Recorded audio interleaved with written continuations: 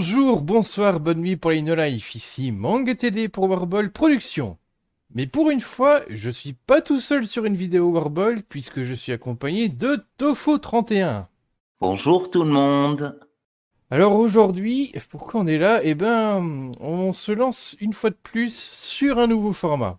Ce sera donc pas un énième tuto ou une vidéo de vulgarisation d'informatique comme les questions rapides, hein. En fait, ce sera un format un peu plus libre, plus détente, de papotage, où le but est de discuter de divers sujets liés à l'informatique et, qui sait, peut-être un peu de l'informatique et de la technologie dans la société, parce que la tech, ça fait partie intégrante de la société. D'ailleurs, ce premier épisode va en réalité être plus sous forme d'interview, comme on l'a fait récemment avec la série Handicap, Foyer et Société qu'il y a sur ma chaîne perso, qu'on a fait avec Tofo31 et Naruto. Et pour cause, tu vas nous parler de l'historique du collectif Warball, y compris de ses origines. Bien sûr. D'ailleurs, je vous invite quand même à aller sur la chaîne de Manga TD pour ceux qui sont chez nous à Warball là, et d'aller faire un tour sur cette fameuse vidéo qui parle de l'handicap parce que cela vous permettra aussi de comprendre un peu mieux ce qu'on va t'expliquer au cours de cette vidéo parce que ben c'est pas anodin quoi, c'est un petit peu lié plus ou moins. Cette vidéo et la série de vidéos sur le handicap auront plus ou moins un lien. Pour cette vidéo-là, ça permettra d'en savoir plus et d'aller plus loin que la vidéo de présentation à ce sujet. Alors déjà, un peu de contexte. Vous le savez déjà si vous avez regardé ma série de vidéos toute récente qui s'appelle Handicap, Foyer, Société, donc le lien est dans la description. Mais si c'est pas le cas, déjà c'est pas bien. Allez la regarder. Non mais sérieusement, on va quand même le rappeler. Les membres historiques sont des personnes en situation de handicap qui ont grandi dans des structures, c'est-à-dire des foyers de vie qui accueillent cette population. Donc, vous vous êtes tous et toutes ou presque rencontrés là-bas, c'est bien ça? C'est ça. Ok. Avant le collectif et la chaîne YouTube Warble qu'on connaît, votre petite bande avait commencé via une autre activité qui avait lieu dans votre structure pour personnes en situation de handicap. C'était quoi cette activité et quand est-ce qu'elle avait démarré? Alors, cette activité a démarré en 1998 et c'était une activité journalisme. Cela nous permettait de nous exprimer et nous tenir informés sur les évolutions de l'handicap, les évolutions par rapport à notre association qui gérait différentes structures. Et cela nous permettait aussi d'avoir un petit contact en dehors de la structure. Ok, donc c'était on va dire le sujet principal de ce journal, quoi.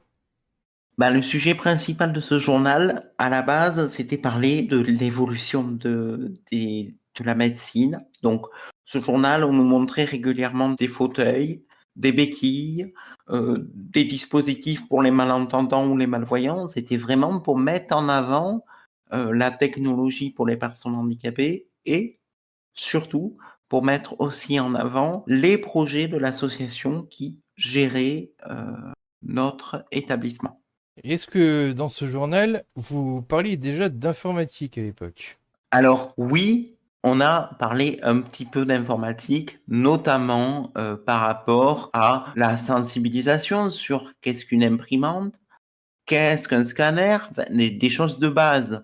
Mais au départ, cette communauté voulait parler d'informatique parce que on leur avait demandé. Ça faisait partie d'un projet de départ qui était un sujet défini. C'est-à-dire en 1998, on nous a demandé, notamment moi, de participer à une activité journalisme dans laquelle on parlerait de l'informatique pour expliquer certains éléments. Au départ, ça devait être une seule intervention de ma part avec ma participation occasionnelle pour un article défini. À terme, ils se sont rendus compte que le sujet informatique était compatible avec l'handicap, notamment parce que ça permettait de faciliter certaines choses. Donc, ils nous ont demandé de parler de plus en plus de sujets sur la technologie et on a fini par faire un journal avec un chapitre accordé à l'informatique ou à une technologie en particulier pour chaque numéro. Puis on a commencé à faire des DVD vidéo pour illustrer les articles informatiques et technologiques. Et c'est de là qu'on a commencé à faire quelques vidéos avant YouTube, quoi. Ok. Alors, vous avez fait ça pendant combien de temps à peu près? Alors on a fait ça de 1998 à 2011. Ok, un peu plus de 10 ans. Sachant que les DVD, s'ils étaient là un petit peu parce que bon, vous aviez pas forcément Internet, ou alors c'était pas forcément un truc qui se faisait pas autant qu'aujourd'hui, de publier des vidéos Alors, sur le net. le truc, c'est qu'en fait, au départ, ils ont eu comme retour que c'était plus facile pour certaines personnes en situation de handicap d'avoir une illustration vidéo. C'est-à-dire que lire un texte, c'est pas la même chose que d'avoir une explication visuelle et auditive. C'est-à-dire que tu as les deux à la fois. Donc, ça permettait de rendre l'apprentissage plus rapide et plus simple. Par exemple, si je t'explique comment faire un copier-coller sur un texte dans un blog ou dans un journal, pour certaines, tu auras peut-être des difficultés à lire. Par contre, si je te l'explique en vidéo et que j'illustre le propos, ça pourra être plus facile à comprendre pour certains. Effectivement, c'est ce qu'on dit des fois, une image vaut mieux qu'un long discours, et c'est sûr qu'on comprend mieux des fois, plutôt que d'essayer de trouver les mots qui vont bien. C'est pour ça qu'ils ont demandé à ce que les articles soient illustrés avec des vidéos à terme. C'est-à-dire, en gros, au bout de quelques années, ils se sont rendus compte que c'était bien de faire une petite vidéo pour illustrer des propos, parce qu'en 1998, quand on a fait le premier article sur l'informatique, on nous a demandé une vidéo, parce qu'on nous a dit, ça serait bien d'illustrer en vidéo, parce que ça faisait plus technologique, en fait. Et ils se sont rendus compte que, au-delà de faire stylé dans un projet défini, c'était vachement utile. Donc, ils ont continué à faire ça au bout d'un certain temps. Ok. Après le journal, vous commencez à créer le collectif qu'on connaît aujourd'hui, et donc sa chaîne YouTube. C'était en quelle année et qui le dirigeait à l'époque? Alors, c'était en 2011, je pense que c'était en janvier, février, un truc comme ça, parce que les premières vidéos que j'ai vues, moi, c'était janvier, février 2011. Et d'ailleurs, c'était des vidéos prototypes qu'avait fait Vinatiro 48. Voilà, pour le bonus, on pourra peut-être mettre un petit exemple en vidéo. Pour ce que vous voyez actuellement sur l'écran, en fait, c'était pas une vidéo destinée à être publiée sur YouTube, c'était plus une espèce de document de travail pour vous, en fait. Oui, parce qu'on fonctionne comme ça. On fonctionne par prototype de vidéo ou prototype de script. D'ailleurs, Manga TD, je tiens quand même, avant de reprendre le sujet, te remercier pour... tu fais la relecture, tu fais les montages, donc quand même merci beaucoup pour ton aide. Et puis, tu as pu voir des vidéos récentes de Vinatiro sur des prototypes pour la mise à niveau de Linux Mint, par exemple. Il y a eu plusieurs vidéos prototypes, si je ne me trompe pas. Ben, ces méthodes-là, c'est des méthodes qu'on utilise depuis 2011 et même plus tôt, puisque même dans la période journalistique, quand on faisait un article, on avait toujours un prototype interne qui nous permettait de voir ce que ça allait donner et de récolter un petit peu grâce à des personnes de test, en fait, des gens qu'on allait voir quand on faisait notre article de journal. On prenait des gens qui ne connaissaient pas le sujet informatique ou autre, et on leur montrait l'article pour voir s'ils comprenaient quelque chose, sachant qu'ils n'avaient pas de notions très élaborées. C'était justement fait exprès pour qu'on voit si notre sujet est compréhensible par tous. Parce qu'on a quand même un principe dans notre collectif, c'est que le contenu doit être accessible à tout le monde.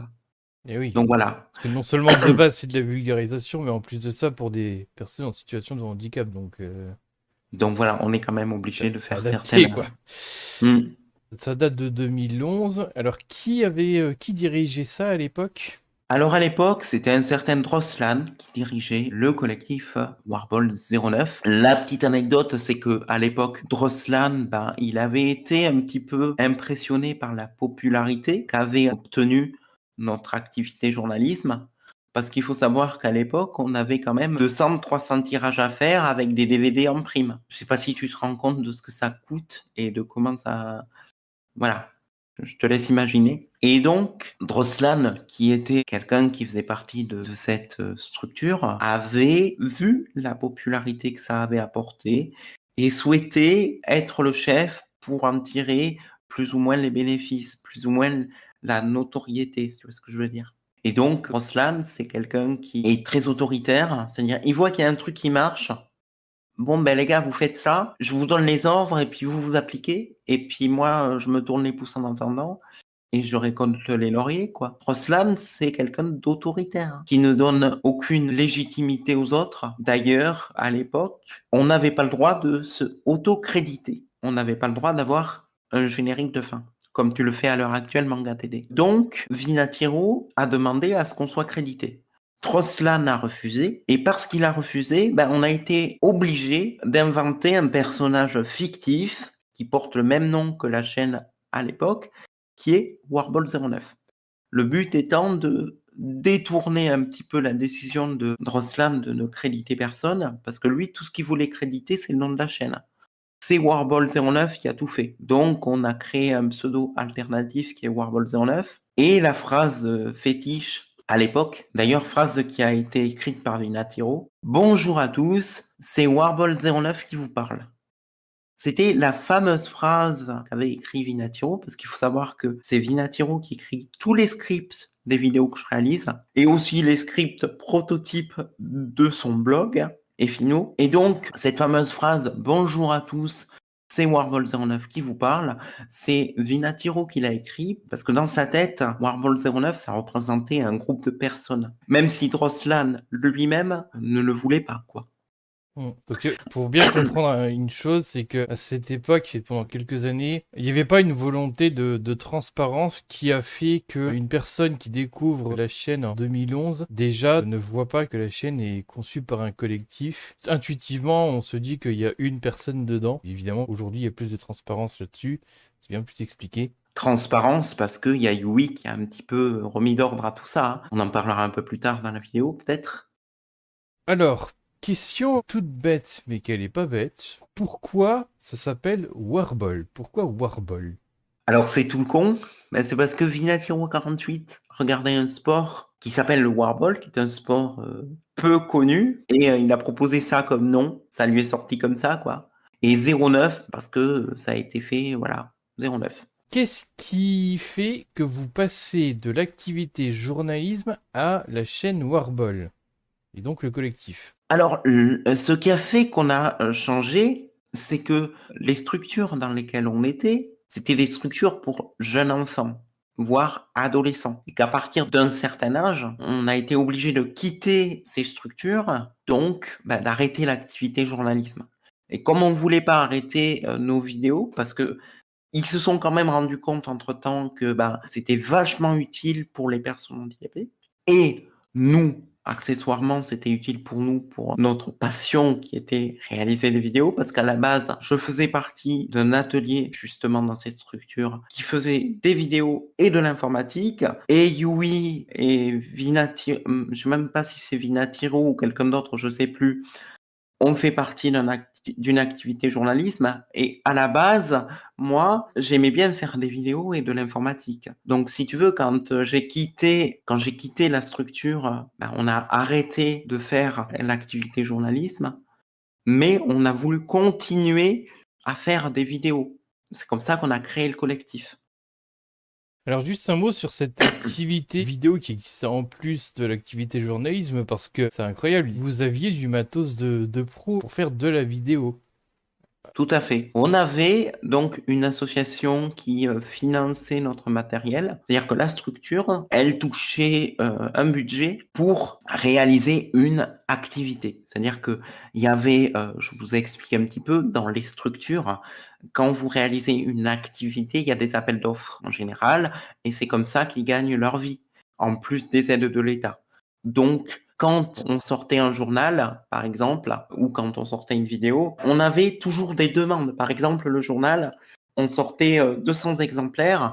Sur les 200 exemplaires, il y avait 50 exemplaires qui étaient envoyés au directeur et aux dirigeants de la structure. 50 exemplaires qui étaient envoyés aux gens qui ont réalisé le journal et 50 exemplaires qui sont envoyés aux proches, à la famille, aux gens qui le commandaient. Parce que ce qu'il faut savoir, c'est que ce journal, s'il y avait un proche qui le commandait, etc., ou n'importe, c'était pas gratuit. Effectivement, on avait du matériel de professionnel, mais parce que derrière, on avait aussi une rentrée d'argent pour faire fonctionner l'activité. Je vous donne un ordre d'idée, ne serait-ce que pour sortir un article dans un journal, bah, il faut pouvoir le rédiger. Donc, on a besoin de matériel, d'ordinateur, de logiciel. On a besoin de papier pour imprimer le journal en plusieurs exemplaires, sachant qu'on en avait 200 à une époque. Et vers la fin, on en avait presque 800 à sortir. Vers la fin, j'ai regardé les statistiques. On était autour de 800, 850 exemplaires par mois et on avait autant de DVD à graver et à sortir, sachant que ça voulait dire qu'il fallait faire la jaquette, fallait illustrer le DVD, etc. Fallait faire, tu sais, les fameux menus de sélection dans le DVD. Donc tout ça, ça coûte de l'argent parce que les DVD, il faut les acheter, les boîtes, faut les acheter, l'encre, il faut l'acheter, les papiers, pour faire l'impression, faut l'acheter. Et donc oui, on avait mis en place des outils professionnels pour pouvoir commencer, si tu veux. Mais derrière, on avait quand même du financement, sachant que le journal était entre 7 et 8 francs à peu près. C'était un peu cher pour l'époque, mais Et l'activité vidéo était aussi dans les années 90-2000, donc.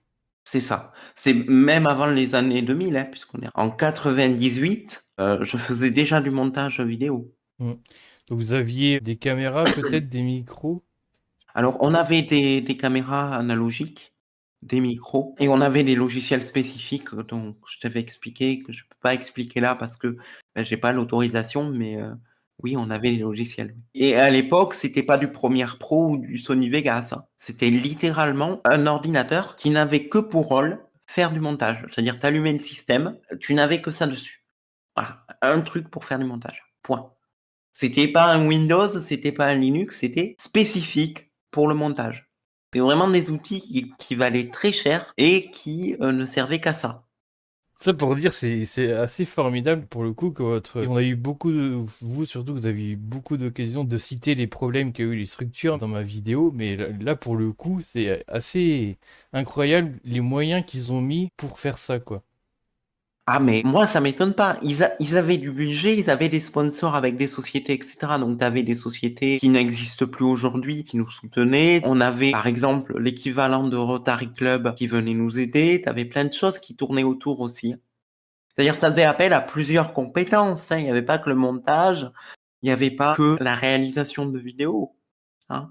Il y avait plein de choses qui tournaient autour, hein. Ça faisait travailler pas mal de personnes. Donc, c'est pas du tout comme un YouTuber qui se met dans sa chambre et qui va faire des vidéos avec un Sony Vegas. Parce qu'à l'époque, Sony Vegas, ça n'existait pas, hein. Ni Premiere Pro d'ailleurs. Il me semble qu'à l'époque, on avait tout juste un Photoshop et encore, voilà, et on se débrouillait avec ça. Ce qui est sûr, c'est que c'était pas démocratisé. Au pire, les logiciels sont un peu plus vieux qu'on le croit, mais c'était pas démocratisé comme aujourd'hui. Puis, de toute façon, Bah, j'avais interviewé il y a en 2021, je crois, un vidéaste amateur, Maxime de Baleine Prod, qui expliquait, il faisait des petites vidéos chez lui avec son ordi au début des années 2000, et puis bah, c'était une sacrée galère. c'était pas ce gars qui avait loué un garage pour faire une scène avec une voiture de luxe? Si, c'est lui. Ah, ce truc, ça me dit quelque chose. D'ailleurs, si j'avais eu l'occasion de rencontrer ce monsieur et de partager des anecdotes, ça m'aurait vachement fait plaisir, en fait. Pour en revenir à ce que je disais, à l'époque, j'ai commencé à faire des vidéos que la plupart des gros youtubeurs qu'on retrouve aujourd'hui, eh ben, ils étaient en couche-culotte, quoi. Ils Oui, existaient pas. c'est vrai. Excuse-moi, mais j'ai commencé à faire des vidéos avec du matériel de professionnel que YouTube n'existait pas. Donc quand je vois ce que font les youtubeurs et les polémiques qu'il y a autour de oui, j'ai pas été payé pour ci, j'ai pas eu ça, j'ai pas eu ça, ça me fait doucement rigoler parce qu'en fait, euh, ça me prouve qu'ils se bougent uniquement quand il y a l'argent pour les accompagner. Bah, de toute façon, c'est-à-dire le YouTube d'aujourd'hui est de plus en plus professionnalisé, donc maintenant c'est des petites équipes. Les gros vidéastes ne montent plus leurs vidéos depuis un certain temps. C'est des monteurs dont maintenant c'est le métier, quoi. C'est un peu le cas dans la Warball maintenant. Oui. Comme c'est toi qui fais tous les montages, on a un monteur attitré. Donc même moi, je ne monte pas les vidéos que je réalise. Moi, je fais les vidéos brutes terminées. Donc effectivement, mais il faut noter que même à l'époque, quand on faisait des vidéos en 1998, à l'époque, on avait déjà compris que faire des vidéos tout seul, dans son coin, ça marche pas. Je remarque que YouTube a mis un certain temps à comprendre ça. Enfin, la communauté YouTube, j'entends bien. Ils ont mis très longtemps à comprendre ça. Ceux qui l'ont compris en premier sur YouTube, ce sont ceux qui ont un bagage. Mm. Bon, après, Bah, nous, à l'époque, les premiers, ceux de la génération début année 2010, pour le coup, justement, ils ont pu commencer à vivre de leurs vidéos en étant tout seuls. Mais ça, c'était à l'époque. Aujourd'hui, c'est qui se pue, ça. regarde, quand nous, on a commencé à faire nos vidéos, on avait, à l'époque, même si c'était pas de très très bonne qualité, on avait déjà compris que travailler seul, ça marchait pas. Ceux qui le comprenaient, en fait, en vrai, c'était surtout des gens qui avaient déjà fait du journalisme, qui avaient déjà géré une équipe. Regarde Yui, la petite gameuse. Elle a compris sur sa chaîne qu'une identité, c'est très important et qu'il faut stabiliser son identité sur YouTube. Elle a compris que travailler seul, ça sert à rien. Elle a compris que, probablement parce que son métier, c'est community manager aussi. Oui, je pense que c'est beaucoup lié à ça, en vrai. Ouais, mais même à l'époque, quand elle faisait l'activité journalisme avec nous, elle n'était pas community manager. Mais à l'époque, on lui a donné les bases de comment être community manager parce qu'il y avait des gens qui travaillaient avec nous qui étaient community managers dans leur temps professionnel et tu avais des gens qui venaient bénévolement nous aider, nous dire voilà, moi mon rôle, je suis community manager, je fais telle et telle tâche. Tu en avais un autre qui venait nous aider parfois qui était ingénieur du son. Donc ça a attiré pas mal de personnes en fait qui venaient de pas mal de domaines différents. Donc si tu veux, Yui, elle a quand même eu des gens qui lui ont donné la base de ce que serait son futur métier. Et en fait, aujourd'hui, sans jeter des fleurs à Yui, elle gère d'une main de maître la gestion d'une équipe et les décisions à prendre, hein. Je ne sais pas si tu as pu voir un petit peu ces derniers temps. Qu'est-ce que t'en penses, toi, Manga TD? Bah, ceux qui s'en rendent plus compte, à mon avis, c'est ceux qui sont à son travail plus que dans le collectif. Disons que quand ça se passe bien, elle laisse un petit peu son équipe chez Warball en autonomie. Elle n'a pas besoin d'intervenir, en fait. Mais par contre, on voit bien qu'elle a des notions en community manager, quoi. C'est évident. Ne serait-ce que par rapport à sa façon d'avoir mis en place le conseil du trèfle pour gérer la Warball avec notre soutien et avec notre aide, hein. Mais sur certaines règles qu'elle a mis en place, ça se voit que c'est quelque chose que fait les community managers, hein. Peux-tu présenter les membres historiques de Warball Productions? Alors, les membres historiques de la Warball Production, donc les gens qui se sont connus en structure, nous avons Yui, la petite gameuse. Son activité principale avant la Warball, c'était l'activité journalisme, que j'ai rejoint plus tard au passage. Et dans cette activité journalisme, elle faisait la gestion de ses équipes en interne à l'époque. Elle devait avoir entre 9 et 12 ans à peu près, parce que voilà, moi personnellement, je l'ai rencontrée à cette époque-là également, puisqu'on a le même âge à peu près. Et elle a rejoint la Warball en 2021. On lui avait attribué un rôle, en gros, de s'occuper de la rubrique informatique du journal. À l'époque, ouais. On lui avait confié de s'occuper de la rubrique informatique du journal. Mais le problème, c'est que Yui, à l'époque, elle connaissait rien d'informatique. Donc, elle est venue me chercher, moi, pour pouvoir faire son article. C'est comme ça qu'on a commencé. Alors pourquoi on lui a attribué ce rôle? Il fallait quelqu'un? Alors ça, je sais pas vraiment, sauf si toi, tu as eu un retour. Non, bah, apparemment on ne sait pas pourquoi, mais bon, ça s'est fait comme ça. Ça s'est décidé comme ça doit être la structure qui a décidé ça, et puis voilà. Pour les activités Warball, Yui a rejoint le collectif Warball Productions en 2021 car Droslan a quitté celui-ci pour des raisons qu'on expliquera plus tard. Et Yui a été contacté par nous-mêmes pour qu'on puisse remettre bon ordre dans le collectif. On y reviendra. Voilà, comme on l'avait dit tout à l'heure, elle est community manager dans la vie physique. Alors vous êtes allé la voir pas exactement par rapport à son métier, mais parce que vous saviez qu'elle avait quand même une expertise pour gérer une équipe finalement C'est et ça, régler des conflits internes qu'il y avait. Donc elle c'est ça. s'assure que tout se passe bien. Et aussi, elle avait conçu le plan du serveur Discord. Oui, mais ça, oui, oui, mais ça, je te laisse parce que c'est toi avec toi qu'elle l'a fait, donc je te laisse expliquer s'il y a besoin. Je me rappelle plus s'il avait conçu les plans des deux serveurs, parce qu'il y a le serveur privé du Conseil du Trèfle et le serveur public de Warball, mais c'est elle qui a en gros fait les grandes catégories et les différents salons. C'est elle qui a déterminé les règles de fonctionnement du Conseil du Trèfle, entre autres, et le fonctionnement interne de Warball, en fait. Voilà, puis moi après j'ai construit, on va dire, les serveurs dans leur version qui existe depuis 2021. Alors maintenant, nous allons parler de Vinatiro. Vinatiro, dans l'activité journalisme, il avait le rôle de conseiller, d'après les retours que j'ai eus de Yui, c'est ça? Ouais, apparemment, il donnait des conseils pour les formulations de phrases et le design graphique du journal. Voilà, donc c'était plus un conseiller, sachant que Vinatiro n'est pas en situation de handicap. C'est le seul d'ailleurs membre historique qui n'a pas de handicap. Après, quand il a rejoint la Warball, ben, tout simplement, il écrivait les scripts de la Warball depuis ses débuts. Donc toutes les vidéos que vous voyez, ben, au départ, c'est un script écrit par Vinatiro 48 et ou une vidéo prototype réalisée par lui-même. Enfin, du moins pour les vidéos que toi ensuite tu réalises, quoi. C'est ça. Parce qu'en fait, Vinatiro fait un script et parfois le script et la vidéo prototype. Et par rapport à cette vidéo prototype, donc moi je recevais les vidéos prototypes et à partir des vidéos prototypes et ou des scripts prototypes, je réalisais les vidéos. Ensuite, nous avons Lucie. Alors Lucie. Alors on ne dira pas le pseudo complet parce qu'on n'a pas eu le droit. Mais en gros, Lucie, elle a fait l'activité journalisme avec Yui.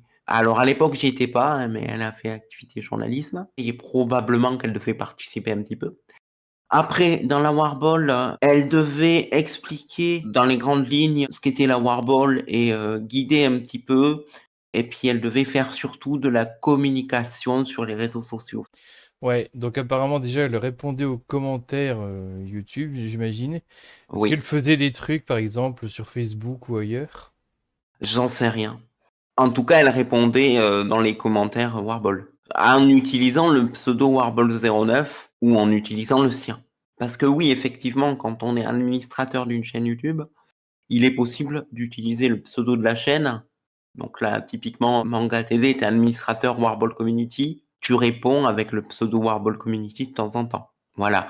Donc, quand on a une chaîne YouTube, il est possible de répondre avec le profil, on va dire, de la chaîne YouTube et ou son profil personnel, qui sont deux choses à ne pas confondre, je précise. Voilà. Ce qu'elle a fait pour Warball, c'était entre 2012 et 2015. Oui, et d'ailleurs, au passage, je l'en remercie pour ça. Avant de passer au dernier mot, on va passer à toi, simplement. Ce sera plus simple, je pense. Bah vas-y, laisse, je vais pas m'auto-présenter, donc je te laisse le cas de... Bah, soit. Alors, d'abord, dans l'activité journalisme, à savoir que déjà, tu ne l'as pas rejoint tout de suite, cette activité. Je crois que tu avais dit, mais bon, pas grave. Tu l'as rejoint plus tard. Tu étais dans une activité informatique, mais la direction a décidé de fusionner les deux, le journalisme et informatique, pour des raisons pratiques. Bon, c'est pas vraiment le même genre d'activité, mais pourquoi pas. Tu accompagnais les articles du journal de l'association de CD ou de DVD contenant des vidéos tutos. Donc, le tuto étant une version vidéo de l'article. Le premier article, il était sur comment rédiger un email. Ça paraît bête aujourd'hui, mais après tout, hein, déjà on était à la fin des années 90, début 2000. Alors, faut savoir qu'à l'époque, Internet venait d'arriver, coucou Club Internet, AOL et compagnie. Et nous, à l'époque, j'ai déjà expliqué dans la vidéo sur l'handicap, donc encore une fois, je vous renvoie à la vidéo sur l'handicap où on parle de l'informatique dans les structures. Mais pour faire simple, premièrement, il y avait un très gros décalage technologique. Et puis, on arrive à une époque où personne ne sait ce que c'est qu'un email. Parce que, à part le Minitel et encore, Internet n'existait pas, sachant que le Minitel, on ne l'utilisait pas des masses dans les structures. Donc, on arrive dans les années 2000 avec un truc qui s'appelle Internet que personne ne connaît. Donc, forcément, la première chose qu'on a fait, c'est un article sur les emails. Ok, ouais. Il y aurait beaucoup de choses à dire sur les emails et les structures dans lesquelles vous viviez, mais là, je vous renvoie toujours à cette fameuse série de vidéos. Et alors, fun fact, Tu as commencé les vidéos, donc les montages vidéo, avec un logiciel pour faire de la musique. Oui, et j'en ai pas honte. Ça, c'est vraiment le début de ce genre d'activité où on commence bien quelque part et avec des moyens Bah, assez étonnants. ce qu'il faut comprendre, c'est qu'à l'époque, les logiciels de montage à proprement parler, ça n'existait pas vraiment, hein. Mis à part pour des logiciels vraiment cibles professionnels, cinéma, etc., hein, ça n'existait littéralement pas, hein. Les premiers logiciels vraiment de montage qu'on a pu retrouver grand public, c'était avec Windows XP. Ouais, en gros, quand Windows Movie Maker est arrivé sur Millennium, quoi. C'est ça. T'avais pas accès aux trucs de l'atelier vidéo. Ah, quand j'ai commencé à faire des montages, je les faisais chez moi au départ. Parce que les tentatives que je faisais, j'essayais de reproduire ce que j'avais en atelier chez moi.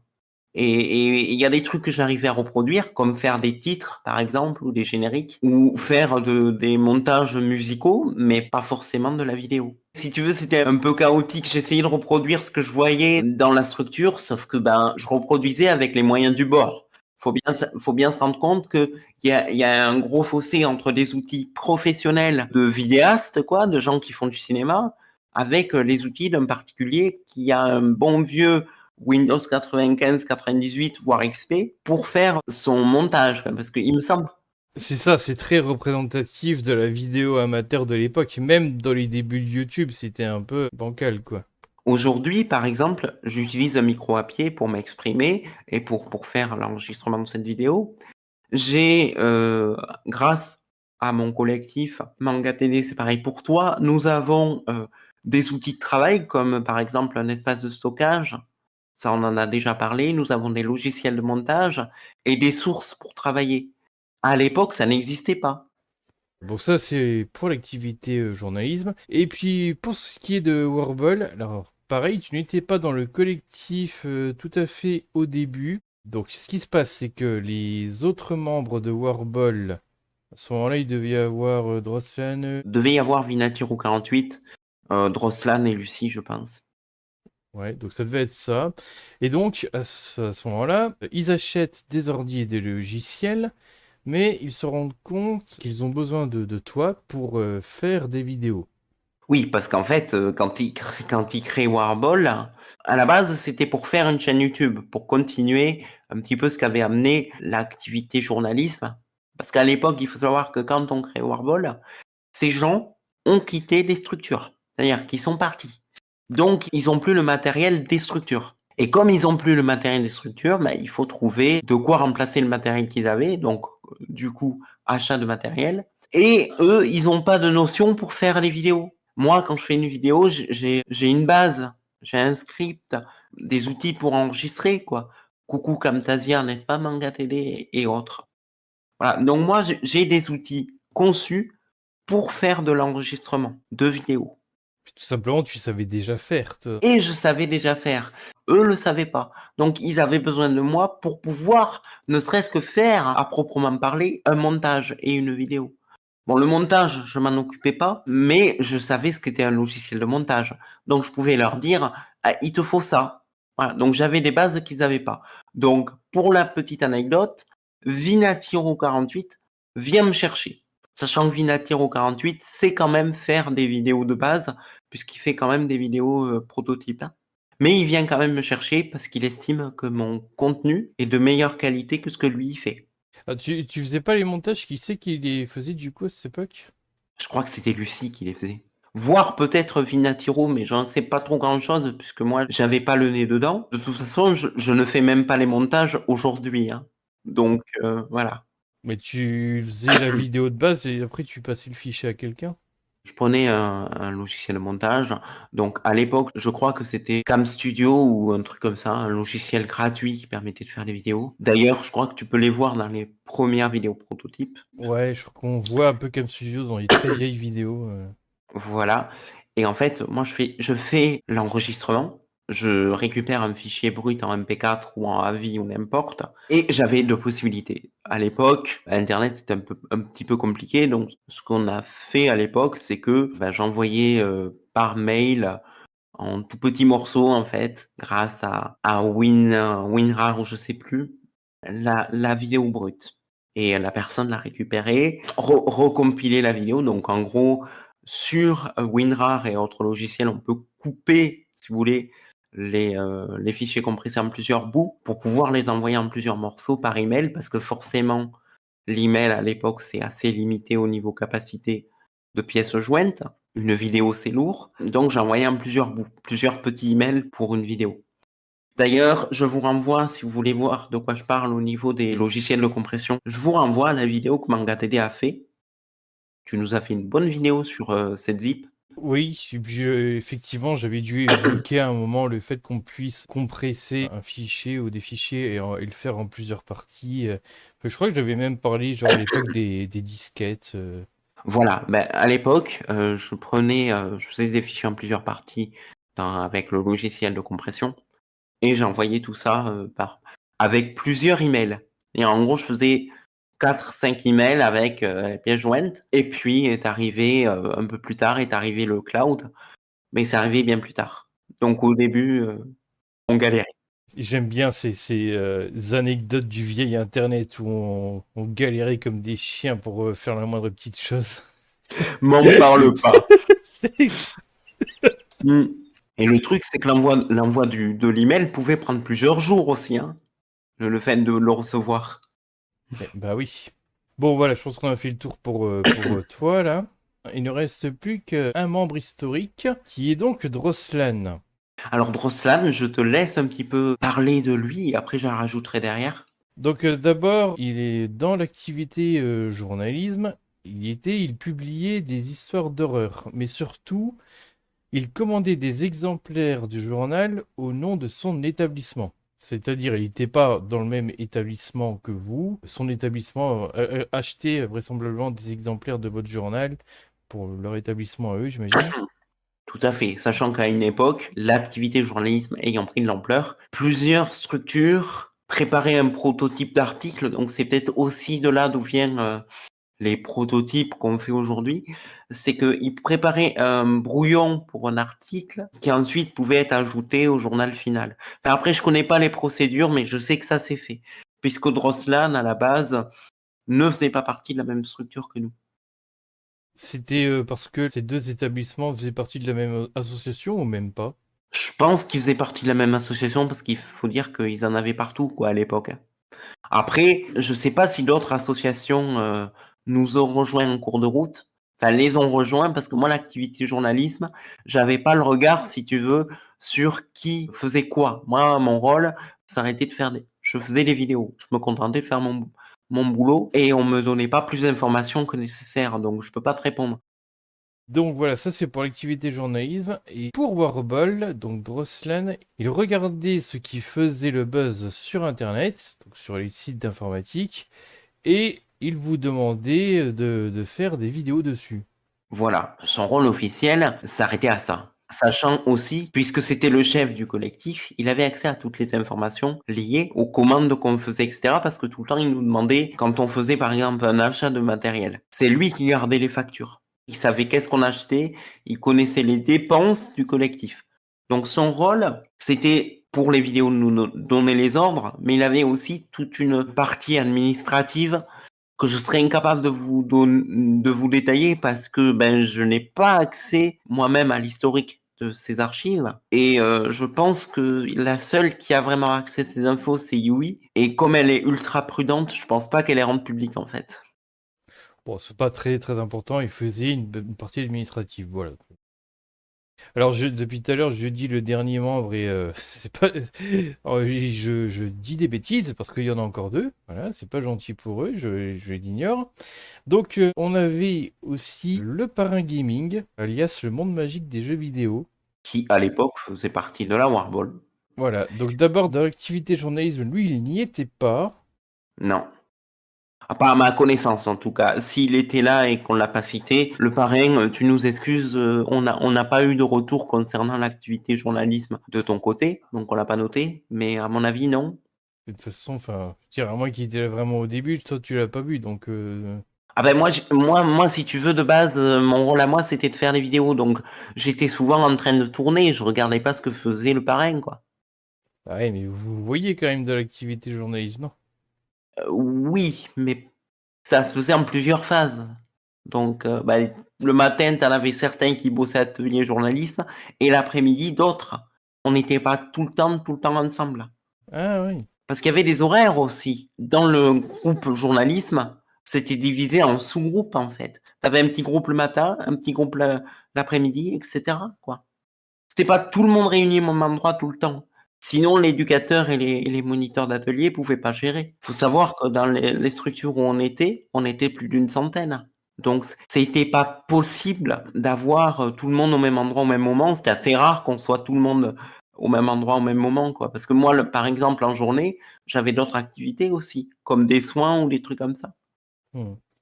Alors, petite anecdote cependant, le parrain, il avait une activité de jeu vidéo dans la structure. Voilà. Il parlait de jeux vidéo. Apparemment, d'après ce qu'on nous a dit, c'était ça. Après, si on se trompe, désolé le parrain, mais c'est les retours qu'on nous a donnés le concernant. Sachant que moi, je le voyais surtout pendant les cours de récréation. Dans la cour de récréation, on prenait le goûter ensemble, on rigolait ensemble. Et après, on avait chacun nos activités, quoi. Donc, on se voyait pas spécialement très longtemps. Sachant qu'une réunion, c'est 15 minutes, quoi. Ça passe vite un quart d'heure, hein. Ah oui, j'imagine, oui. Et pour Warble, donc lui, il y a été de 2011 à 2015. C'est ça. Et il est parti parce qu'il a décidé de partir. Ok, donc il faisait avant des vidéos gaming sur sa chaîne. D'abord Andy Gaming, puis le Parrain Gaming. Bah, il continue aujourd'hui dans le monde magique des jeux vidéo. À l'époque, la chaîne Andy Gaming et le Parrain Gaming étaient plus ou moins orientés par la Warball qui s'assurait un petit peu de l'aider, quoi. Hmm. Il y a une époque où toi aussi tu faisais des vidéos sur cette chaîne-là. Sur Andy Gaming ou le Parrain Gaming, oui. Je sais plus laquelle c'était, mais l'une des deux. Ok. Et en réalité, il y a un dernier membre qui est Naruto. Voilà, donc lui, sachant qu'il est plus jeune, il n'a pas connu l'activité journalisme, mais il a rejoint Warble en 2013-2014. Peut-être même un peu avant, en fait. On a noté 2013-2014, mais peut-être même un peu avant. Parce qu'en fait, Naruto, j'ai rencontré avec mon activité foot fauteuil. Et c'est grâce à l'activité foot fauteuil, comme je l'ai expliqué dans la vidéo sur l'handicap, que j'ai quand même aussi pu, avec Yui, qu'on a pu faire un petit réseau, si tu veux, de personnes qui ont entendu parler des vidéos de Warpol, etc. Là, je sais qu'il y a plusieurs personnes, plusieurs entraîneurs d'handisport qui ont entendu parler de Warball et certains, je les connais même pas, hein, mais ils en ont entendu parler parce que il y a beaucoup de gens qui en parlent aussi. Mais Naruto, je l'ai rencontré au foot fauteuil. Il a rejoint la Warball au départ parce que je lui ai dit voilà, j'aimerais avoir des mangas régulièrement et on lui a proposé de partager les mangas qu'il avait à disposition sur le serveur de la Warball, sachant il ne faisait que ça, quoi. Et il continue à faire ça. Voilà. Il Voilà. publie en fait des liens vers des animés. Quand on parle de manga, on parle plus précisément d'animation japonaise en VF. Voilà. Et aussi, ça arrive que Naruto fasse un planning de prochaines sorties des animés. C'est sur le serveur Discord de Warble. Voilà. Voilà. Donc en fait, on va parler de la première période du collectif Warble Productions. Aujourd'hui, il est géré par ce qu'on appelle le Conseil du Trèfle, c'est-à-dire concrètement Yui, toi et moi. Mais ça n'a pas toujours été le cas. Alors comment s'appelait... Bah, ça on a la réponse maintenant. Comment s'appelait le premier chef du collectif, c'est Droslan, et comment il vous avait rejoint? Bon, il y a peu de redites. Et bon, disons que Droslan, il avait rejoint la structure, ta structure à toi, et celle des autres, quelques années avant que les autres en partent. Ça devait être 1 an avant, 2 ans avant qu'on en parte. Un peu avant ça, il commandait déjà des journaux pour son établissement de l'époque. Et au moment où il commandait des journaux, c'était avant qu'il rejoigne une autre structure. Donc, ça devait être 1 an, 2 ans avant, quoi. Sachant que moi, Droslan, j'y étais, mais on était tellement nombreux que je l'ai à peine croisé, quoi. Franchement, c'est quelqu'un dont je me rappelle pas des masses, surtout dans cette période de structure. Parce qu'il faut savoir que dans la structure dans laquelle on était entre 200 et 300 personnes, quoi. Personnes handicapées, hein. Et tu avais tout autant de personnel pour t'occuper des gens, quoi. Ouais. Donc il avait pu participer à l'activité journalisme, mais très peu normalement. En fait, l'association avait demandé à ce qu'il soit intégré à cette activité.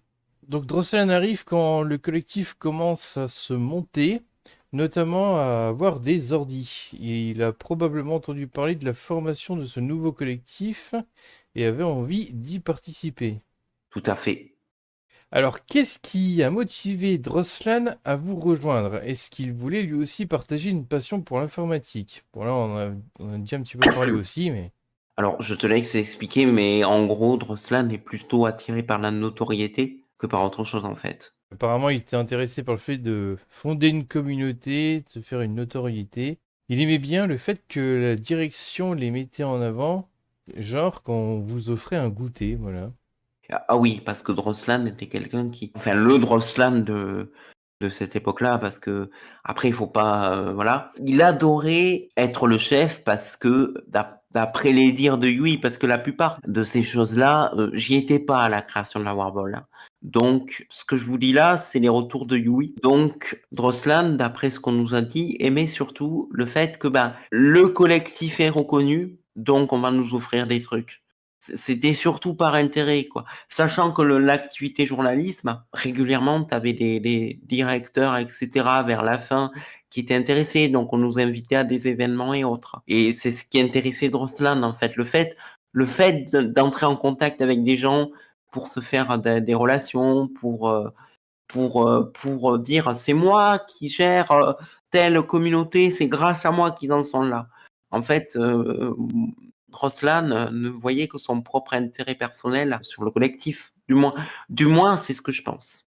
Et on voit que la direction, le personnel, tout ça, voulait vous féliciter. En gros, vous aimez bien pour vous offrir des goûters. Oui, mais à l'époque, on probablement y goûtait, mais des fois, il y avait carrément des pots, quoi.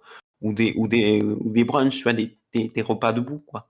Enfin, on organisait des trucs avec des repas froids, quoi. Ça pouvait être assez conséquent.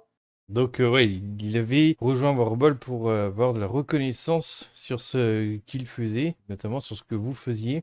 Donc, Drossen, il commande à ce moment-là des tutos à Vinatiro, il commande entre guillemets, il demande ça, des tutos à Vinatiro, qui vient te chercher toi pour faire les vidéos, quoi. Vinatiro dit qu'il ne travaille qu'avec toi. Et je crois que ça a toujours Exact. été le cas.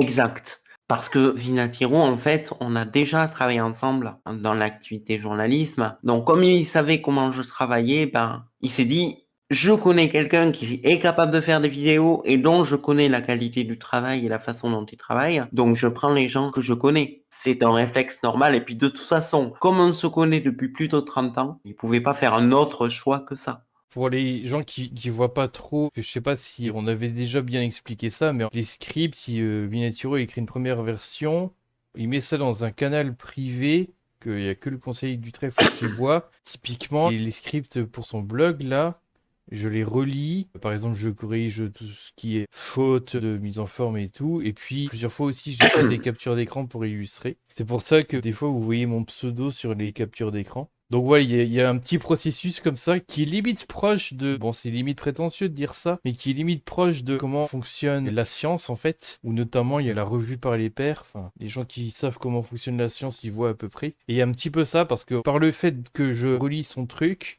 je reproduis ce qu'il dit dans le tuto par exemple, et finalement ça fait un genre de vérification de ce qu'il dit, par la reproduction de l'expérience finalement.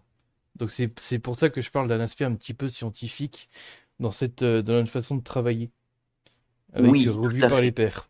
Et ça se fait en interne. Puis dès qu'on voit que tout est bon, ben on sort soit l'article de blog ou Vous la l'aviez. vidéo, voilà. Sachant que pour la dernière vidéo qu'on a fait en date, hein, qui était la vidéo sur Linux Mint, à l'heure où on parle, on a fait plusieurs versions de la vidéo de Linux Mint. Et chaque version était censée être la version finale. C'est à dire à quel point on vérifie et revérifie ce qu'on fait, quoi. Mm. Pour le coup, le truc de Linux Mint, le fait qu'il y ait plusieurs vidéos, c'était dû plutôt à des problèmes techniques. Donc on essaye que ça tienne la route de ce côté-là aussi. Oui, il y a ça, mais il y a aussi le fait que Finatiro, je crois qu'à un moment donné, il a dit qu'il n'était pas satisfait du rendu, quoi. Ouais, c'est vrai on va dire à la deuxième version de la vidéo, je crois il avait un peu retravaillé son script. Oui, parce que en plus de ça, toutes les phrases que je dis dans une vidéo, hormis là, hein, aujourd'hui, j'ai pas de script. D'ailleurs, j'ai pas de script de Vinatiro là. Là, j'ai plutôt le script ou en tout cas le prompt le guide de ce qu'on a fait avec Manga TD, qui est simplement un guide pour s'orienter dans la vidéo. Mais Vinatiro s'est rendu compte que je lisais son texte et je faisais ses vidéos, et il s'est rendu compte que certains mots, certains éléments ne vont pas par rapport à ce qu'il voulait faire, donc il a retravaillé le script. Donc il peut arriver que Vinatiro nous fasse faire des vidéos qui arrivent en version finale, voire pré-finale, pour être clair, et que hop, ça repart en arrière, ou que ça ne sorte jamais. C'est arrivé que des vidéos arrivent en version finale, pour donner un ordre d'idée, et que ça sorte jamais, quoi. Mm. Alors pour vous dire qu'on n'a pas l'habitude de travailler à l'arrache, vraiment. Et ce, depuis très longtemps, hein. Dans mon cas, c'est depuis très très longtemps. Donc on est toujours en période Droslan. Lui, de son côté, par la suite, a fait des choses. Oui. Alors, dis-nous ce que c'est, comme ça on est... Parce que voilà. Donc en 2016, il crée la chaîne Elfina Girl, mais il n'y publiera pas de vidéos dessus dans un premier temps. Il n'y publiera que des vidéos dessus qu'en 2021, c'est des vidéos de musique. Et il a créé également la chaîne Elfina, Voilà. En qui n'existe pas. 2021, il crée voilà, la chaîne Elfina qui aujourd'hui n'existe plus. Voilà, donc c'est en gros la période de Droslan, qui donc transitionne ensuite à la période actuelle, ce que j'ai appelé la période Conseil du Trèfle, depuis 2021, disons. Comme vous avez pu le voir si vous avez regardé les vidéos de présentation de la chaîne de 2021 et 2022, Droslan ne dirige plus Warhol Productions. Peux-tu nous parler de la transition entre Droslan et la nouvelle équipe, c'est-à-dire le Conseil du Trèfle? Est-ce que je dois vous expliquer les raisons qui ont poussé cette décision de changer de chef? Sans vraiment donner les détails, mais disons... En gros, il s'est avéré que Droslan s'entendait très mal avec nous parce que cette personne voulait impérativement nous imposer un pseudo qui a été Warball09, hein. Bonjour à vous, c'est Warball09 qui vous parle.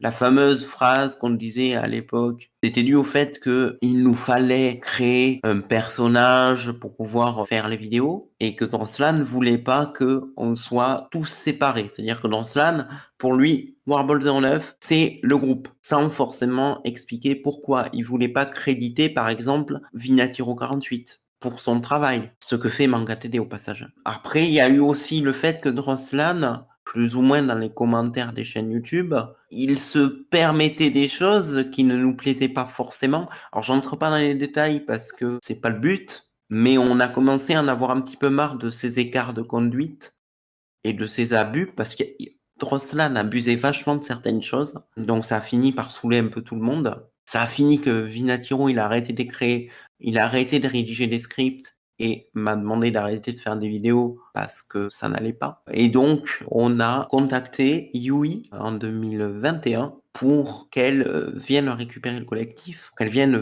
remettre bon ordre, parce que Yui, c'est gérer une équipe. Donc, on avait besoin de quelqu'un qui était vraiment sûr au niveau de la gestion pour qu'il n'y ait pas n'importe quoi. Ne serait-ce que, pour vous donner un ordre d'idée, les vidéos de Elfina, c'était n'importe quoi.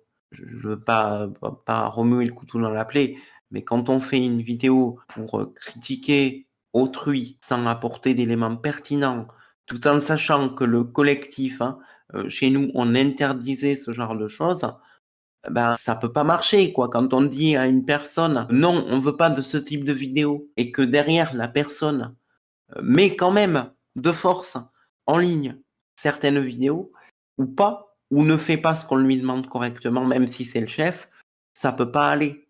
Parce qu'on est un groupe en réalité. Donc à partir du moment où on est un groupe, on a besoin que tout le monde soit d'accord sur ce qu'on fait. Il n'est pas question que une personne spécifique décide pour tout le monde. Ce que faisait Droslan en fait, pour donner un ordre d'idée de ce qui allait pas. Maintenant, quand on a le conseil du trèfle, donc le conseil du trèfle, le serveur de Yui, je crois qu'il a le conseil du trèfle a été créé en quelle année, Manga TD? Il avait été créé dès 2017 apparemment. Oui, parce que déjà en 2017, il y avait quelques soucis et que Yui crée sa communauté de son côté et que on a envisagé de recréer autre chose à côté. Sauf que au fur et à mesure des discussions avec Yui, on a décidé de récupérer le contrôle du collectif parce que entre les débordements dans les commentaires YouTube, les propos un peu oppressifs, un peu, on va dire, mal placés envers d'autres youtubeurs et ou envers les membres internes de la communauté, on n'en pouvait plus, quoi. Donc on a au début commencé à dire on va créer une communauté à côté, sauf qu'en cours de route, Yui, elle a changé d'idée et que en fait, on a récupéré le collectif. Drosslan quitte le collectif en janvier 2021. Donc vraiment la reprise du contrôle de Warball, ça a pu se faire en gros qu'en 2020 ou 2021, quoi. Sachant que même à l'époque, j'avais pas accès, contrairement à ce que vous montrent certaines anciennes vidéos où on m'entend parler et où on voit le logo du collectif dans certaines vidéos. Il faut savoir que certaines vidéos sont tournées par Vinatiro48 et que en fait on fait un montage et vous voyez un montage en réalité. Parce que je vous le dis clairement pour ceux qui en doutent, je n'ai pas le contrôle sur le compte Warball Community ni sur le compte Warball Production. Alors le truc, c'est que même moi à l'époque, quand il y avait Drosslan, c'est Drosslan qui avait accès au compte Warball. Parce qu'en fait, il n'y a que le chef à l'époque de Warball 09 qui avait accès au compte Warball 09. Et ce que faisait Drosslan des fois, c'est que des fois il y avait même des moments où Drosslan il filmait à quel point c'était fourbe son truc. C'est que Drosslan avait un ordinateur, il filmait avec le compte Warball 09, tout ça, tu voyais le bureau, tout ça, etc. Sauf qu'en fait, Drosslan, il filme sans le son, et moi, je mets ma voix dessus, quoi. Tu vois ce que je veux dire? Oui. Donc, du point de vue technique, si tu as un YouTuber, par exemple, avec qui il se dispute, le YouTuber va te dire, c'est Tofo31 qui fait le con, quoi. Parce qu'il va m'entendre parler dans la vidéo, alors qu'en fait, moi, à l'époque, je ne faisais que la bande son, voire certaines vidéos, mais sous certaines conditions. Parfois, oui, Voilà. parfois en fait, tu avais une vidéo préenregistrée avec le screencast et puis tu parlais selon ce qui se passait sur la vidéo, quoi. Fais le doublage, quoi, tout simplement. D'ailleurs, à l'époque, c'est comme ça que ça fonctionnait principalement. Parce que Vinatiro me demandait de faire les vidéos, mais en réalité, je reprenais les vidéos de Drosslan et je mettais ma voix dessus. En vrai. Peut-être tu peux pas te connecter avec le compte Warball Community alors. Non. Je ne peux le faire que si Yui m'en donne les accès. Parce qu'ils veulent que j'ai accès au compte Warball Production, par exemple, pour gérer. Il faut que j'ai les droits d'accès. Ok, donc en gros, voilà, il quitte le collectif en janvier 2021. C'est Yui qui reprend le rôle du Big Boss. Alors concrètement, dans son rôle de Big Boss, elle veille surtout à ce que tout se passe bien. Alors, si vous vous demandez que fait Yui en gros dans le collectif, pourquoi on la voit pas beaucoup, enfin, en fait, quand tout se passe bien, justement, elle intervient peu parce qu'elle n'a pas besoin spécialement d'intervenir, limite, entre guillemets, on s'autogère, quoi. C'est-à-dire qu'en fait, elle s'est entourée de personnes qui sont capables de s'autogérer. Parce que c'est pas donné à tout le monde. Il y a beaucoup de communautés où ça marche pas. C'est clair. Sachant que de temps en temps, elle nous soumet quand même des idées de vidéos à réaliser. Par exemple, figurez-vous que c'est un peu elle qui est à l'origine de Questions Rapides. Elle m'avait dit par message, elle m'avait donné cette idée de faire une vidéo sur alors le premier sujet de Questions Rapides. Comme j'ai pas de mémoire, j'ai oublié ce que c'était, mais c'était elle qui a eu cette idée-là de faire une vidéo pour expliquer ce que c'est machin. Donc je l'ai fait. Alors après, c'était peut-être moi qui avais pensé vraiment à créer un format avec une identité, question rapide, une espèce de générique et tout, mais voilà. Mais dis-moi, j'ai une question. Cette vidéo-là de plus de précision sur le fonctionnement du collectif, c'est moi ou c'est Yui qui en a eu l'idée à la base? Je sais plus. Ben, je crois que c'est toi qui m'en avais parlé en tout cas. Et moi, je crois qu'à la base, c'est elle qui m'avait suggéré le projet. Donc, comme quoi. Et Yui est quand même à la base de pas mal de projets. En fait, Yui, elle donne des idées de concept d'émission, en fait, on va dire. Je sais pas comment le dire. Ben oui, des idées de sujets de vidéo, tout simplement. En fait, même si c'est invisible, elle a quand même un rôle, mine de rien, dans le collectif. Qui est assez important, hein. Ouais. D'ailleurs, à l'heure actuelle, c'est quand même grâce à Yui qu'on a des clouds fonctionnels et compagnie, hein. On a pas mal de. Si tu vois de quoi je parle. C'est-à-dire en interne, on a des drives là pour mettre nos archives, nos vidéos, voilà. Alors, ce qu'il faut savoir en interne également, je le dis parce que voilà, quand on réalise une ou plusieurs vidéos, Manga TD fait le montage, etc. Mais il faut savoir que c'est Yui qui va valider ou non la mise en ligne d'une vidéo. Généralement, elle ne nous casse pas trop les pieds. Mhm. Mais quand, par exemple, quand il y a des projets nouveaux qui arrivent, c'est elle qui les valide. Exemple, la vidéo que vous regardez à l'heure actuelle, si elle a pu exister et être publiée, c'est parce elle en est à l'origine. Elle a dit oui, on fait ce projet-là et elle a validé la vidéo que vous êtes en train de visionner. Dites-vous que si oui ne valide pas, la vidéo elle ne sort pas. C'est correct ce que je dis? Ouais. Après, dans la pratique, une vidéo tuto random, des fois c'est toi qui la valide.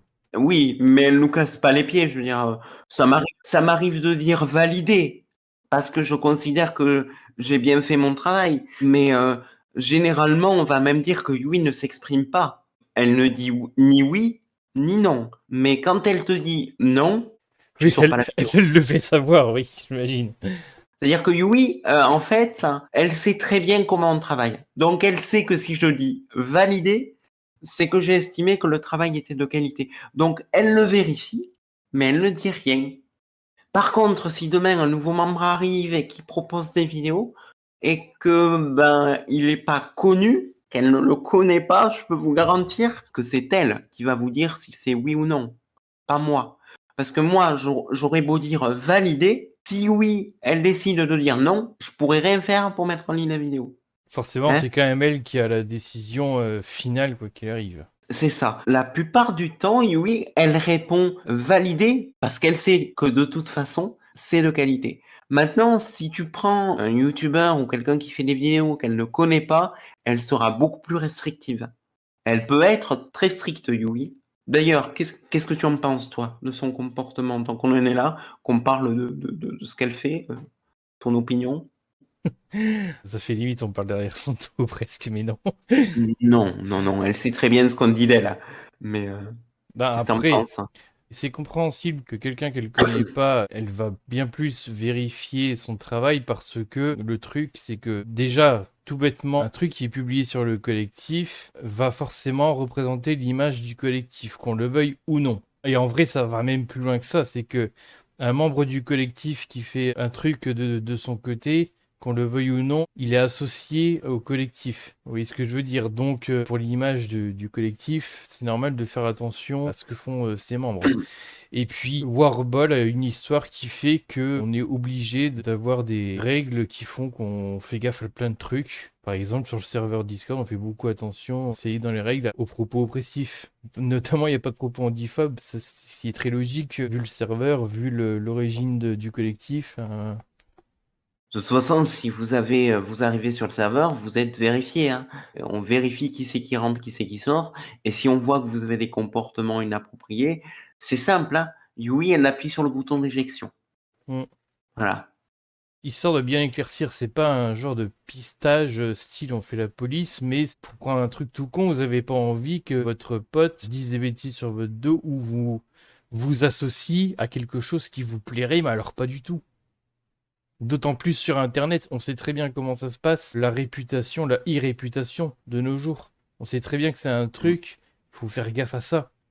Un exemple bête, moi aussi ça m'est arrivé de faire un petit peu le con à droite à gauche. Mais j'avais un ami qui jouait à un jeu vidéo en ligne, qui déconnait avec ses potes. 3 fois rien, hein, il déconnait, quoi, il rigolait. Et il s'est avéré que une des personnes qui était avec eux dans le groupe, donc à l'époque c'était Mumble, même pas Discord parce que ça n'existait pas, s'était amusé à enregistrer la conversation. Et quand il a vu que mon camarade, il montait un petit peu sur YouTube pour bien détruire sa réputation, il a foutu l'enregistrement sur YouTube.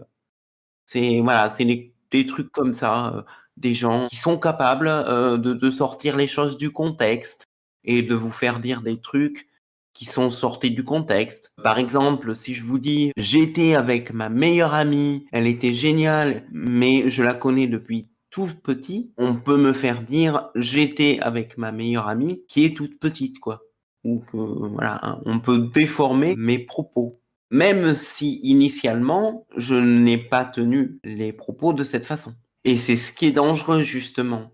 Alors juste une dernière remarque, c'est que évidemment, on n'est pas toujours parfait, ça peut arriver qu'il y a un truc qu'on n'aurait pas voulu, mais ce qui se passe, c'est que bon, on fait gaffe, mais de temps en temps, on a des contraintes qui nous tombent sur la gueule et on compose. Par exemple, Lucie, elle parle pas. Son handicap, elle parle pas.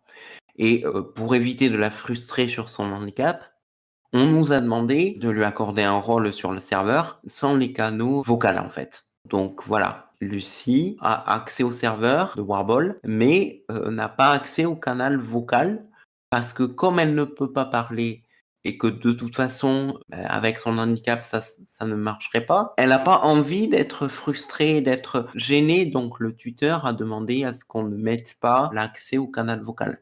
C'est pas de l'oppression, hein. C'est juste que le tuteur légal, le représentant légal de cette personne nous a demandé de ne pas lui laisser accès au vocal pour des raisons qui regardent le tuteur. Donc, on a été obligé de s'y plier. Il faut savoir que quand on gère des communautés comme la Warball, il y a quand même des contraintes pénales et juridiques. Les droits d'auteur, pour ceux voilà, déjà, les droits d'auteur, la propriété intellectuelle. Et puis, comme on est entouré de personnes handicapées, il y a ce qu'on appelle la mesure de protection, le fait que certaines personnes en situation de handicap ne peuvent pas prendre les décisions juridiques et pénales tout seuls, donc ils ont des gens pour les représenter. On appelle ça des curateurs ou des tuteurs, selon les cas. Donc, dans le cas de Lucie, la personne qui la représente légalement et pénalement nous a imposé des règles à respecter.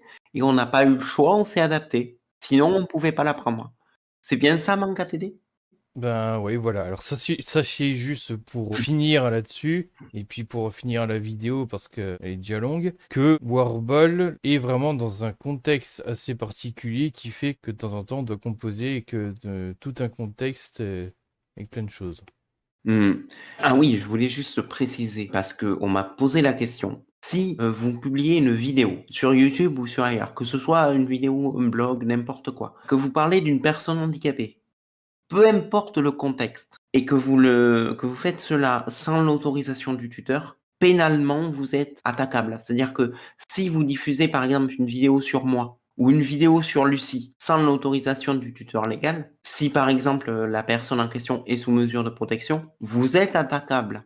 C'est-à-dire que on ne cherchera pas à savoir si vous avez raison dans votre argument de vidéo ou pas. Le juge écoutera le tuteur. Le tuteur, il dit je ne veux pas qu'on fasse de vidéo sur telle ou telle personne parce que je suis le tuteur légal et je donne pas mon autorisation. Les risques peuvent être assez variés, mais sachez que déjà, vous risquez des dommages et intérêts et des pénalités assez importantes. Parce que quand vous avez des gens sous mesure de protection, il y a des choses que normalement vous pouvez faire que vous ne pouvez pas faire avec une personne sous mesure de protection. Par exemple, l'argent. Une personne sous mesure de protection ne gère pas son argent toute seule. On en a parlé dans la vidéo sur l'handicap encore une fois. Pareil, pour YouTube, on n'est pas, nous, dans la Warball, on n'est pas autorisé à diffuser une vidéo qui aurait été créée par Lucie, par exemple. Elle-même n'est pas autorisée à la diffuser en ligne. Et pourtant, des vidéos, elle m'en a proposé, Lucie. Des vidéos de gameplay, etc.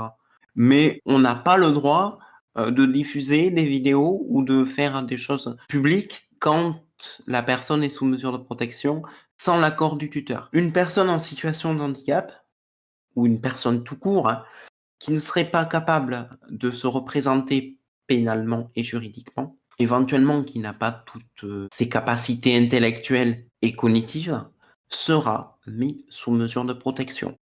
La mesure de protection, c'est une personne qui vous représente pénalement, qui peut valider ou non, par exemple, un achat, qui peut rejeter une transaction même si elle a été effectuée, et qui peut également vous dire, bah écoute, tu as fait une vidéo sur la personne que je représente, t'as pas le droit de le faire, donc tu supprimes ta vidéo.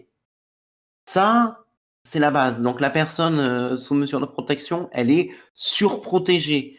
Par exemple, une personne sous mesure de protection n'a pas le droit de rejoindre une association ou un groupe sans l'accord du tuteur ou du curateur. Pareil pour les associations. Que tu sois majeur ou pas, normalement, le tuteur légal, ça s'arrête à tes 18 ans. En temps normal, ton tuteur, ta tutrice, ce sont tes parents. Et alors, de ta majorité, tu deviens ton propre tuteur. C'est pour ça qu'on appelle ça la majorité, justement. Or, dans le cas des personnes handicapées, le tuteur intervient après ta majorité et en général jusqu'à ta mort quand tu es sous mesure de protection, sauf si on considère que tu peux te représenter toi-même pénalement. Donc, toute personne, je dis ça au cas où, mais toute personne qui aurait éventuellement fait des vidéos sur YouTube sans l'autorisation du tuteur légal, peu importe la chaîne, peu importe la raison, peu importe qui vous êtes, si vous faites des vidéos ou si vous faites des actions concernant une personne qui est sous mesure de protection, que ce soit par écrit ou par des vidéos, vous risquez des poursuites pénales pour vous en être pris à quelqu'un qui n'est pas responsable de ses actes. C'est assez complexe à expliquer, mais en gros, sans l'autorisation du tuteur, ne diffusez pas de contenu si on vous dit que la personne est sous mesure de protection. Je pense qu'on a l'idée. Et puis, comme ils disent à l'Assemblée nationale, il faut conclure. Cette vidéo nous a pris plusieurs heures à être réalisée. Donc, pour conclure, partagez la vidéo avec vos contacts Facebook, Twitter et compagnie, parce que cette vidéo nous a pris plusieurs jours à être réalisée. Les recherches, parce que tout ce qui a été écrit là, c'est moi qui l'ai transmis à MangaTD pour la plupart, mais c'est quand même d'autres personnes qui nous ont guidés. Yui la petite gameuse, Vina Tiro. Donc on a eu pas mal de gens qui nous ont donné des instructions. Ça prend du temps. Donc partagez cette vidéo, commentez, likez, essayez de la faire connaître un peu partout et n'hésitez pas à vous abonner aux chaînes de nos membres Vampire Girl, Yui la petite gameuse, Star Gaming, la chaîne de MangaTD. Abonnez-vous. On vous laisse tout ça en description. D'avance, merci. Et surtout, n'oubliez pas, gardez en tête que ce que vous voyez sur Internet n'est pas forcément vrai. Sur ce, je vous laisse pour le mot de la fin avec MangaTD et son ami Epsilon. À plus! De mon côté, voire même de notre côté avec Epsilon, j'espère que ça vous aura intéressé. Donc dites-nous si ça vous intéresserait justement de voir plus de vidéos papotage comme ça sur un style moins formel que celui d'un tuto où on donne plus souvent notre avis. Là, forcément, on n'a pas pu vraiment le faire, quoique finalement, vu que c'était un épisode assez factuel sur l'histoire du collectif. Mais bon, j'espère que vous aurez trouvé ça sympa. On n'a plus qu'à vous dire à la prochaine. Cordialement.